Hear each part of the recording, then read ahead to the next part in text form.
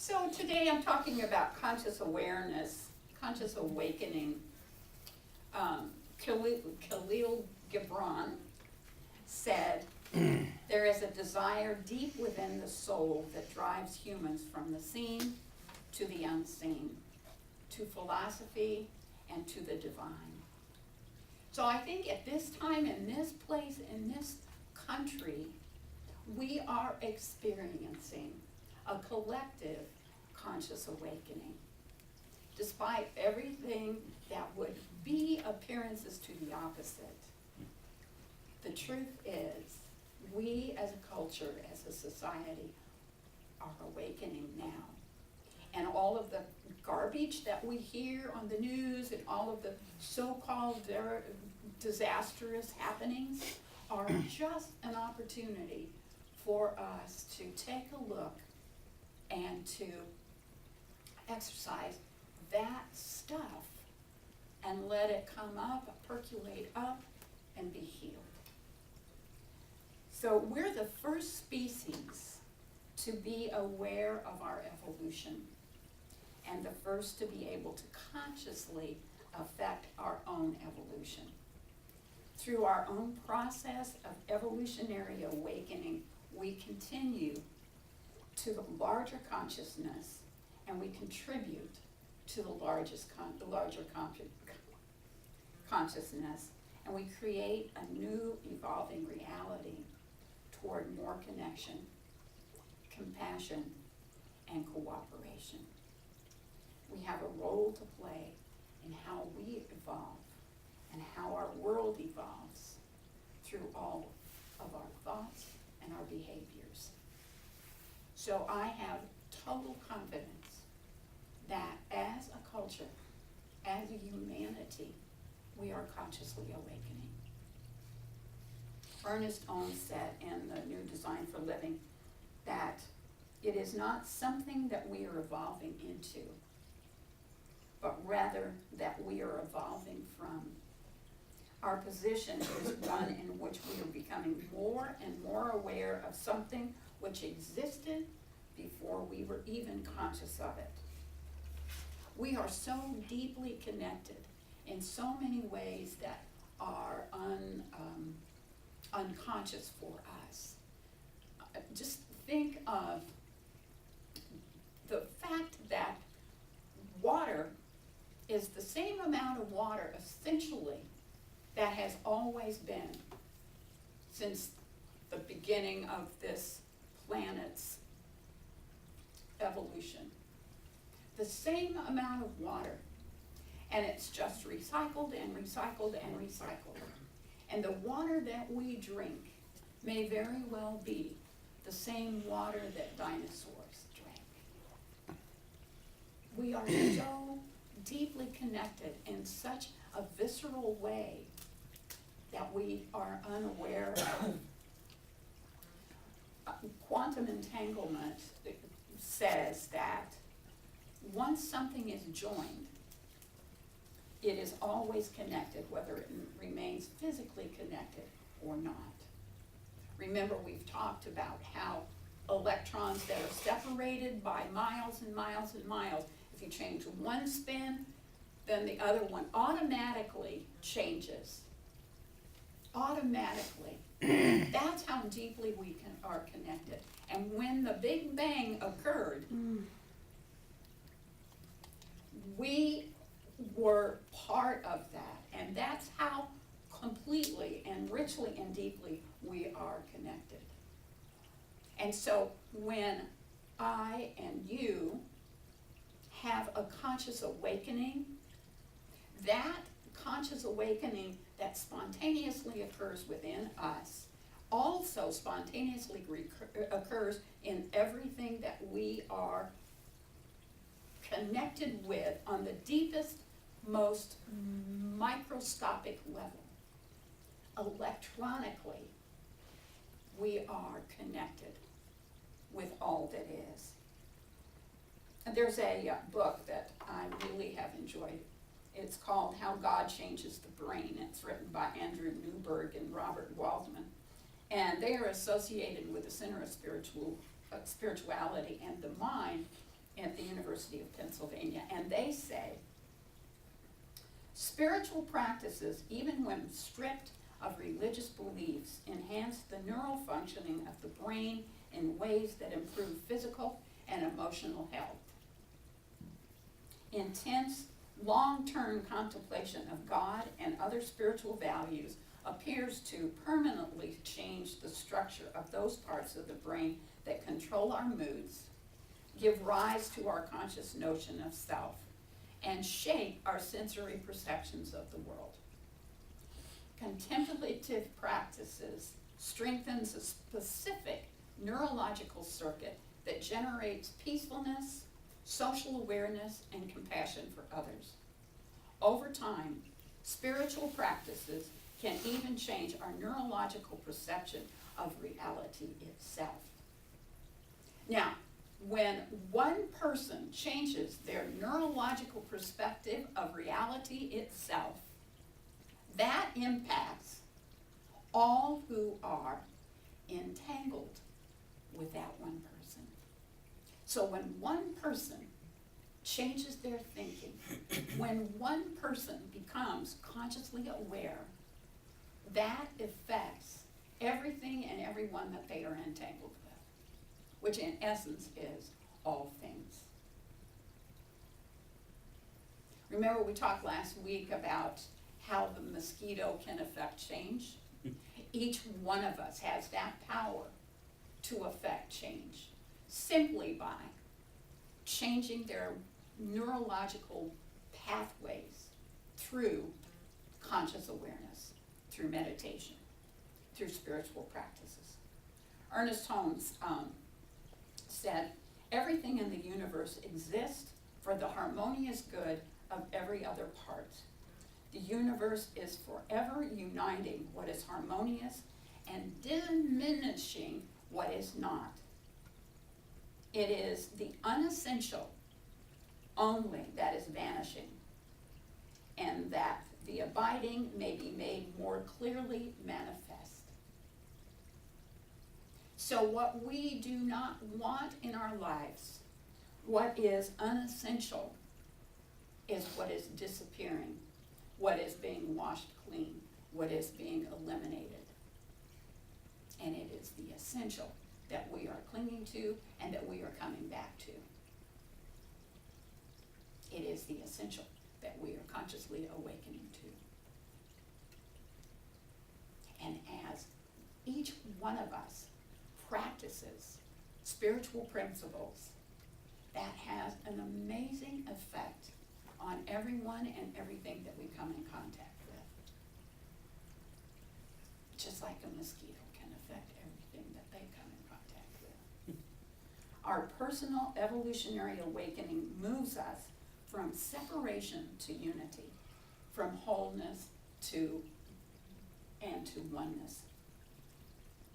Hafiz said this, just sit there. Don't do a thing.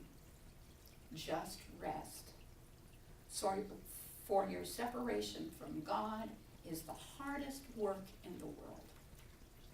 We have to work really, really hard to separate ourselves from God. And in fact, it is impossible. But we keep struggling to segregate and diminish and separate when in fact we are already whole and complete, a unifying essence that is the universe. But we try to break it down. So our personal evolutionary awakening moves us from competition to cooperation. Now is the time for us to remember that we are all in this together. We must cooperate with each other on all levels and every aspect of humanity and our well-being. Sometimes we feel alone in our process, but the truth is that the evolutionary process is going on. More and more people are finding new awareness about our divinity. We're remembering who we are and where we came from. The more we practice our spiritual practice, and the more it draws to us others who are on the same path, awakening and evolving. We are calling to us those that are in harmony, in an entanglement with us, who are spiritually awakening. And as we do that, on a personal level, we are benefiting the whole. Our personal evolutionary awakening moves us from self-centeredness to compassion. From self-centeredness to compassion. As we remember that we are all one. That what atrocity occurs for the least of us is occurring for all of us. As we consciously awaken, we become more and more compassionate and more willing to step up and step out to protect the smallest of us. There's a story about a pig who was eating acorns, which had fallen near an oak tree. And a wise owl said to the pig, "Be careful, don't disturb the roots of the tree." And the pig said, "I don't care about the tree, I only want the acorns." And we know that as we only want the acorns, we are disturbing the tree. We cannot practice separation. We cannot practice division. We cannot practice hatefulness, anger, without disturbing the tree. Because we all want the acorn. And without the tree, we are nothing. Until we understand that we are one, that as we awaken, the whole awakens. It is our responsibility to be the spiritual essence and the spiritual being that we are born to be. When we realize that our actions affect all that we are connected to, we have more compassion. And we get to know the other, we find out how much we have in common. Louis Schwartzberg said, "We protect what we fall in love with." And the more we get to know other people, other cultures, other aspects of the world, the more we fall in love with those people and those aspects. It is when we don't understand that separation occurs. When we open our heart and get to love all of it, inclusively, no matter how ugly it may appear, it is still God unfolding in ways that will draw us closer together, will offer us healings. As we become more secure in our divine nature, we are more willing to be cooperative and generous, because we know that when we reach out to help others, we are helping a part of ourselves. We are helping a part of ourselves. What's the old phrase, no man is an island? We need other people in so many ways. We need the rest of the world in so many ways. We open our hearts to our own actions, and we become aware that our actions affect others and our world. We're connected. When we feel good about ourselves, we expand. We become more loving, generous, caring, and connected. When we feel poorly about ourselves, we contract. We become more self-centered. We become more afraid. We become more divisive and accusatory. check. What is your mindset? Are you feeling expansive? Consciously expansive? Or are you feeling contracted? Self-protective, afraid?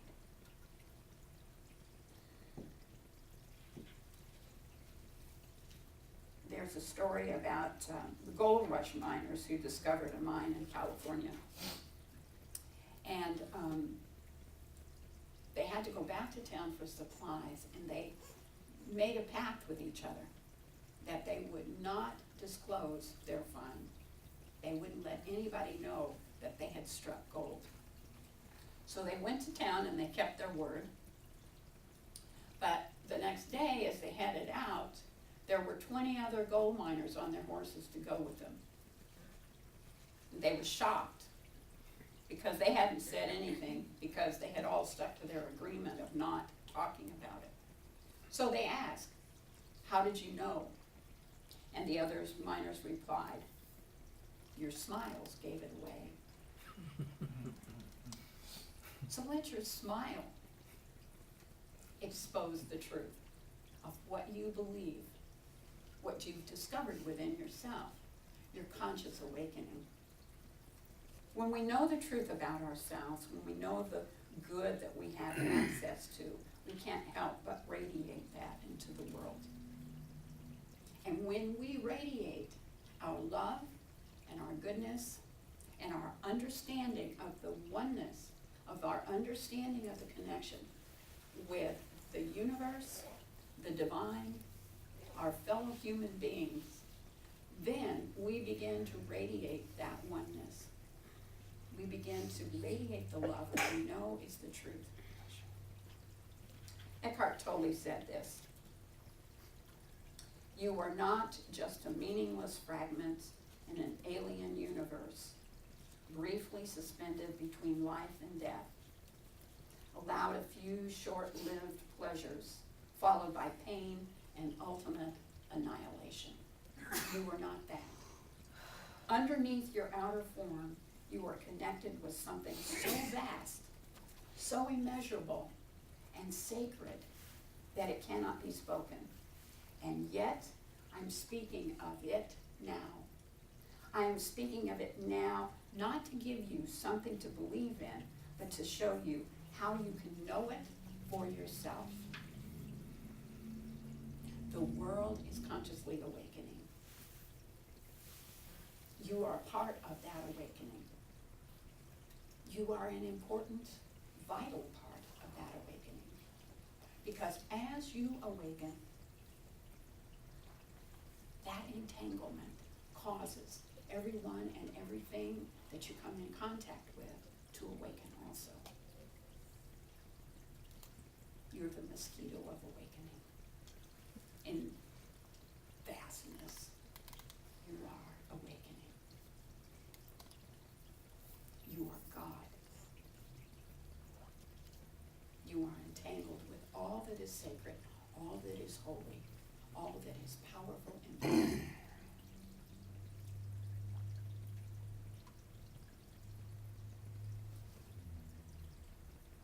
So for right now, rather than doing a prayer, what I'd like for us to do is have a collective meditation. So will you join with me? And just permit yourself to get comfortable and seated, to get solid in your chair.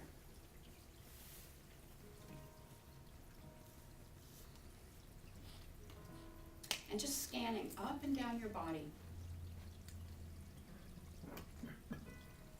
releasing anything you're holding in your feet, your shins and your calves, your knees and your thighs.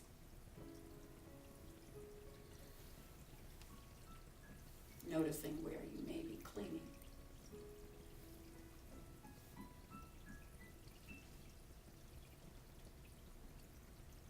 And in a way that works for you,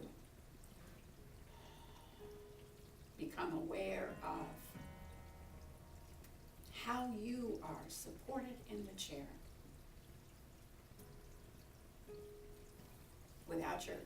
without your need, without any conscious need, you are always supported.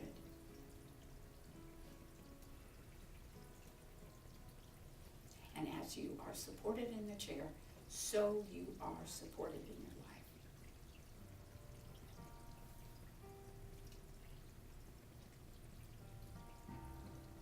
And as you allow your body to become more and more peaceful, as you allow your body to become more still, just allow your mind to be still. Still your mind as you still your body.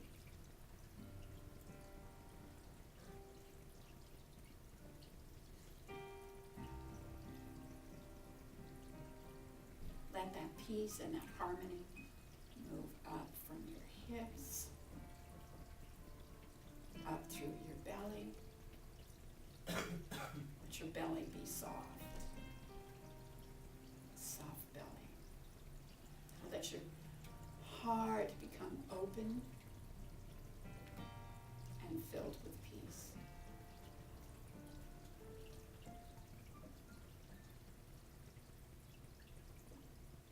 Moving peace and comfort up across your shoulders.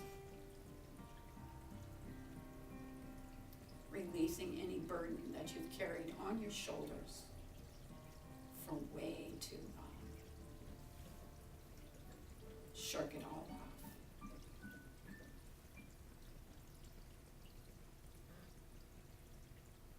Letting that same sense of comfort and ease move up through the back of your neck, the back of your head, and swirling around the crown of your head. Peace and comfort and ease.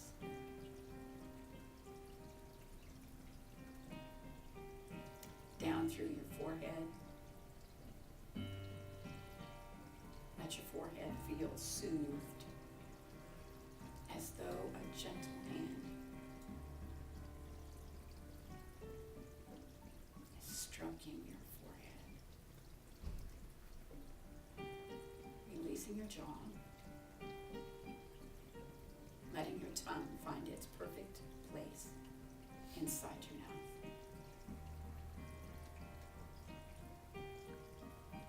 Now just scanning up and down your body, noticing where you may be holding, where little bits of tension may cling, and just release it.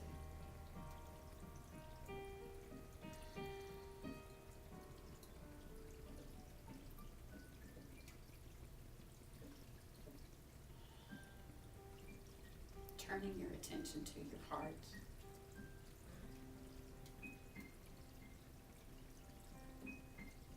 Allowing your heart to open.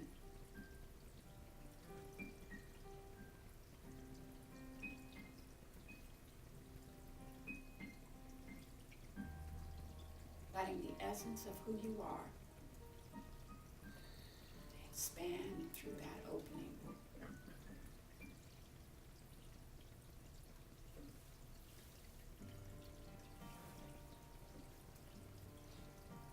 Permitting yourself to become aware of the harmonious song of the universe.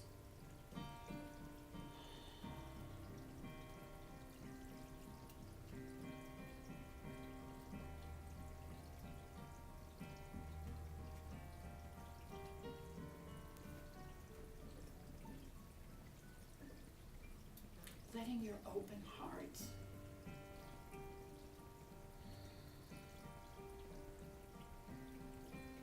essence commingle with those that are present in this room.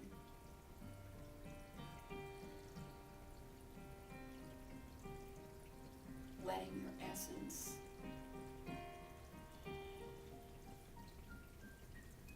commingle with all that you come in contact with.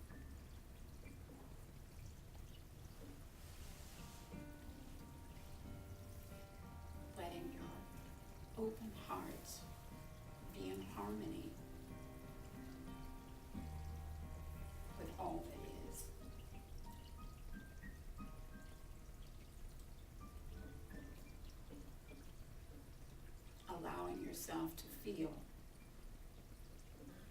your connection with all that is.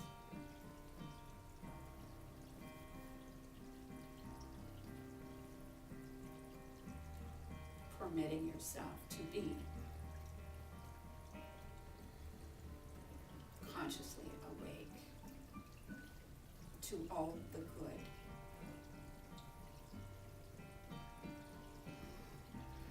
that is our divine right, that is our birthright since the beginning of time.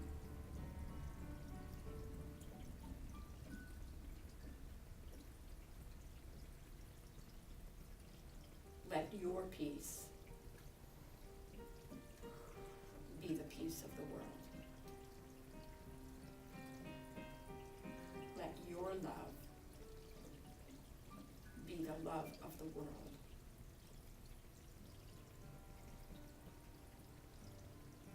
Let your awareness be the awareness of the world.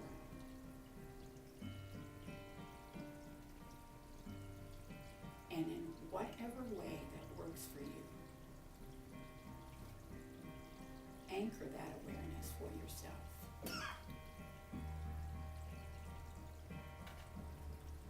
You might do that by putting your hand over your heart.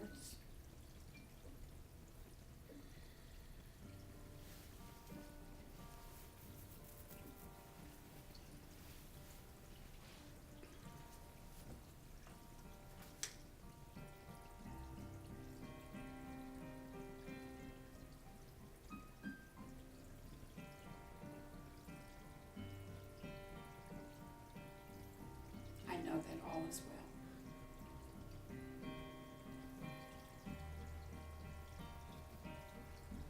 And in a way that works for you, allow yourself to keep your heart open as you return your attention back into this room, back into your body. Knowing that you are in some way profoundly changed on the deepest level. Let your eyes focus behind the lids. Let your feet become aware of the floor.